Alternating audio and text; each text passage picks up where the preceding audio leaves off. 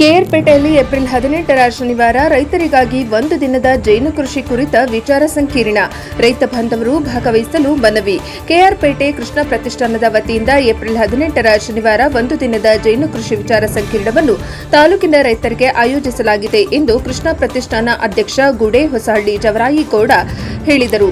ಅವರು ಇಂದು ಕೆಆರ್ಪೇಟೆ ಪಟ್ಟಣದಲ್ಲಿ ಪತ್ರಿಕಾಗೋಷ್ಠಿ ನಡೆಸಿ ಜೇನು ಕೃಷಿ ಕುರಿತ ವಿಚಾರ ಸಂಕಿರಣ ಕುರಿತು ಮಾಹಿತಿ ನೀಡಿದರು.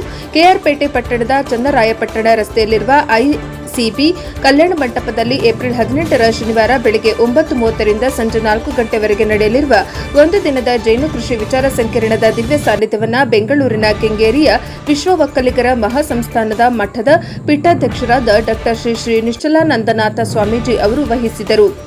ಕೊಡಗು ಜಿಲ್ಲೆಯ ಪೊನ್ನಂಪೇಟೆಯ ಅರಣ್ಯ ವಿಶ್ವವಿದ್ಯಾಲಯದ ಅರಣ್ಯ ಕೃಷಿ ವಿಭಾಗದ ಮುಖ್ಯಸ್ಥರಾದ ಡಾ ಕೆಂಚಾರೆಡ್ಡಿ ಅವರು ಜೇನು ಕೃಷಿ ಕುರಿತು ಉಪನ್ಯಾಸ ನೀಡಿ ರೈತರೊಂದಿಗೆ ಸಂವಾದವನ್ನು ನಡೆಸಲಿದ್ದಾರೆ. ಮಂಡ್ಯ ಜಿಲ್ಲೆಯ ತೋಟಗಾರಿಕೆ ಇಲಾಖೆಯ ಜಂಟಿ ನಿರ್ದೇಶಕರಾದ ಕೆಎನ್ ರೂಪಶ್ರೀ ಅವರು ಜೇನು ಕೃಷಿಗೆ ಸರ್ಕಾರದಿಂದ ಸಿಗುವ ವಿವಿಧ ಸವಲತ್ತುಗಳ ಬಗ್ಗೆ ಮಾಹಿತಿ ನೀಡಿ ಜೇನು ಕೃಷಿಗೆ ಸಾಕಾಣಿಕೆ ಕುರಿತು ರೈತ ಬಾಂಧವರಿಗೆ ಅರಿವಿನ ಜಾಗೃತಿ ಮೂಡಿಸಲಿದ್ದಾರೆ.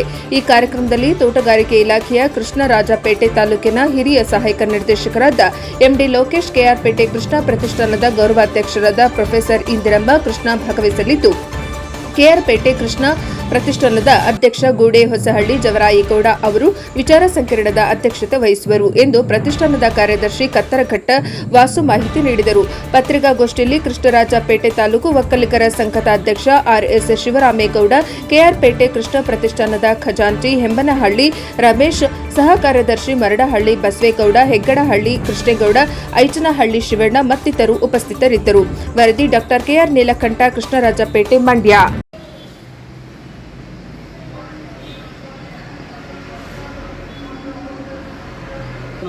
4/2026 ಶನಿವಾರ ಬೆಳಿಗ್ಗೆ 9 ಗಂಟೆಯಿಂದ ಕೆಆರ್ಪೇಟೆ ಕೃಷ್ಣ ಪ್ರತಿಷ್ಠಾನ ಕೆಆರ್ಪೇಟೆ ವತಿಯಿಂದ ಜೇನು ಕೃಷಿ ವಿಚಾರ ಸಂಕಿರಣವನ್ನು ಇಟ್ಕೊಂಡಿದ್ದೀವಿ. ಇದ್ರ ಉದ್ದೇಶ ಏನು ಅಂದರೆ, ಜೇನು ನೊಣಗಳು ನಾಶವಾಯ್ತಾ ಇರೋದ್ರಿಂದ ಪರಿಸರದ ಮೇಲೆ ಆಗ್ತಾ ಇರ್ತಕ್ಕಂಥ ಪರಿಣಾಮಗಳು ಹಾಗೂ ಕೃಷಿ ಮೇಲೆ ಆಗ್ತಕ್ಕಂಥ ಪರಿಣಾಮಗಳ ಬಗ್ಗೆ ಪೂರ್ಣವಾದ ಮಾಹಿತಿಯನ್ನು ರೈತರಿಗೆ ಕೊಡಿಸಬೇಕು ಅನ್ನೋ ದೃಷ್ಟಿನಲ್ಲಿ ನಾವು ಈ ವಿಚಾರ ಸಂಕಿರಣವನ್ನು ಇಟ್ಕೊಂಡಿದ್ದೀವಿ. ಇದಕ್ಕೆ ಡಾಕ್ಟರ್ ನಿಶ್ಚಲಾನಂದ ಸ್ವಾಮೀಜಿಯವರ ದಿವ್ಯ ಸಾನ್ನಿಧ್ಯದಲ್ಲಿ ಈ ಕಾರ್ಯಕ್ರಮವನ್ನು ರೂಪಿಸಿದ್ದೀವಿ. ಸಂಪನ್ಮೂಲ ವ್ಯಕ್ತಿಯಾಗಿ ಅಂದರೆ ಈ ಜೇನು ನೊಣದ ಅವಶ್ಯಕತೆ ಏನಿದೆ, ಇದರ ಹಾನಿಯಿಂದ ಪರಿಸರದ ಮೇಲೆ ಆಗ್ತಕ್ಕಂಥ ನಷ್ಟ ಎಷ್ಟು, ಕೃಷಿ ಮೇಲೆ ಆಗ್ತಕ್ಕಂಥ ಪರಿಣಾಮಗಳೇನು, ಇದರ ವಿಚಾರದಲ್ಲಿ ಡಾಕ್ಟರ್ ಕೆಂಚಾರೆಡ್ಡಿ ಅವರು ಅರಣ್ಯ ಕೃಷಿ ವಿಶ್ವವಿದ್ಯಾಲಯ ಪೊನ್ನಂಪೇಟೆ ಇವರನ್ನು ಸಹ ಕರೆಸ್ತಾ ಇದ್ದೀವಿ. ಇವರು ಇದ್ರ ಬಗ್ಗೆ ಪೂರ್ಣವಾದ ಮಾಹಿತಿಯನ್ನು ಕೊಡ್ತಾರೆ. ಇವರು ಜೇನು ಕೃಷಿ ಸಾಕಾಣಿಕೆ ಬಗ್ಗೆ ಮತ್ತು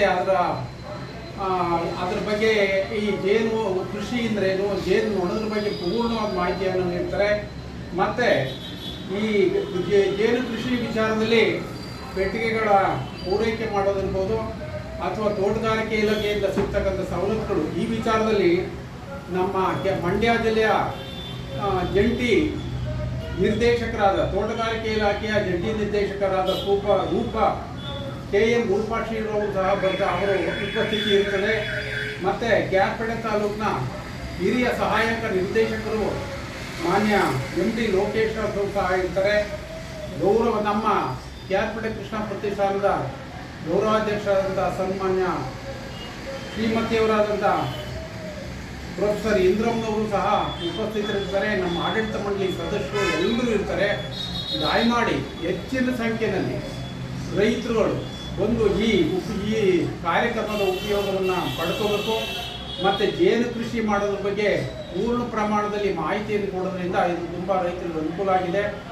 ಇದ್ರ ಬಗ್ಗೆ ದಯಮಾಡಿ ಹೆಚ್ಚಿನ ಸಂಖ್ಯೆಯಲ್ಲಿ ರೈತರು ಬರಬೇಕು, ಈ ಕಾರ್ಯಕ್ರಮವನ್ನು ಯಶಸ್ವಿ ಮಾಡಬೇಕು ಮತ್ತು ಇದರ ಉಪಯೋಗವನ್ನು ಸಹ ಪಡ್ಕೋಬೇಕು ಅಂತ ಈ ಸಂದರ್ಭದಲ್ಲಿ ನಾನು ಎಲ್ಲ ಕೆಆರ್ಪೇಟೆ ತಾಲೂಕಿನ ಎಲ್ಲ ಕೃಷಿ ಬಾಂಧವರನ್ನು ಸಹ ನಮ್ಮ ಸಂಸ್ಥೆ ಪರವಾಗಿ ನಾನು ನಮ್ರತೆಯಿಂದ ಕಳಕಳಿಯಿಂದ ಮನವಿ ಮಾಡ್ತಾ ಇದ್ದೀನಿ.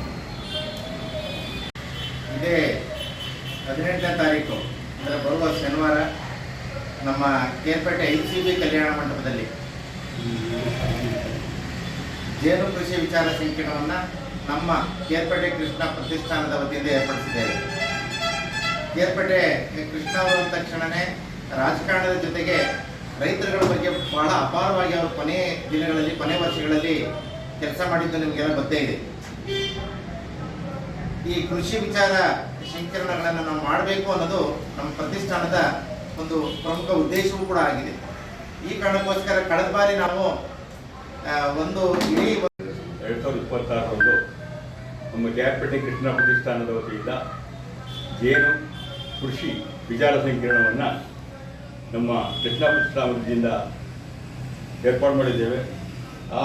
ಇದು ಶ್ರೀ ಶ್ರೀ ನಿಶ್ಚಲಾನಂದ ಸ್ವಾಮೀಜಿಯವರ ಸಾನ್ನಿಧ್ಯದಲ್ಲಿ ನಡೆಯುತ್ತದೆ.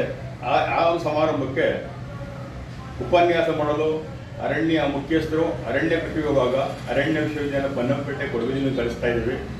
ಅದರ ಜೊತೆಗೆ ಈ ಇಲಾಖೆಯಿಂದ ಜೇನು ಕೃಷಿಗೆ ಏನು ಸವಲತ್ತುಗಳು ಸಿಗ್ತವೆ ಅನ್ನೋದನ್ನು ಮಂಡ್ಯ ಜಿಲ್ಲಾ ತೋಟಗಾರಿಕಾ ಜಂಟಿ ನಿರ್ದೇಶಕರು ಹೇಳ್ತಾರೆ. ಜೊತೆಗೆ ತಾಲೂಕು ನಿರ್ದೇಶಕರು ಸಹ, ಸಹಾಯಕ ನಿರ್ದೇಶಕರು ಸಹ ಇರ್ತಾರೆ. ಈ ನಮ್ಮ ಪ್ರತಿಷ್ಠಾನದ ನಮ್ಮ ಪ್ರತಿಷ್ಠಾನದ ಅಧ್ಯಕ್ಷರಾದಂಥ ಜವರಾಯವರ ಅಧ್ಯಕ್ಷತೆಯಲ್ಲಿ ಗೌರವಾಧ್ಯಕ್ಷರಾದಂಥ ಇಂದಿರಮ್ಮನವರ ಉಪಸ್ಥಿತಿಯಲ್ಲಿ ಇರ್ತದೆ. ಅದರಿಂದ ಈ ತಾಲೂಕಿನ ರೈತರು ಈ ಸದುಪಯೋಗ ಮಾಡ್ಕೋಬೇಕು, ಸಮಾರಂಭದಲ್ಲಿ ಭಾಗವಹಿಸಬೇಕು, ಹೆಚ್ಚಿನ ಪ್ರೋತ್ಸಾಹ ನೀಡಬೇಕು ಅಂತ ಅವರನ್ನ ಕಳಕಳಿಯಿಂದ ಪ್ರಾರ್ಥನೆ ಮಾಡುತ್ತಾ ನಮ್ಮ ಮಾತನ್ನು ಮುಗಿಸ್ತೀವಿ. ಜಾರಿಗೆ ಅದೇ ರೀತಿ ಈ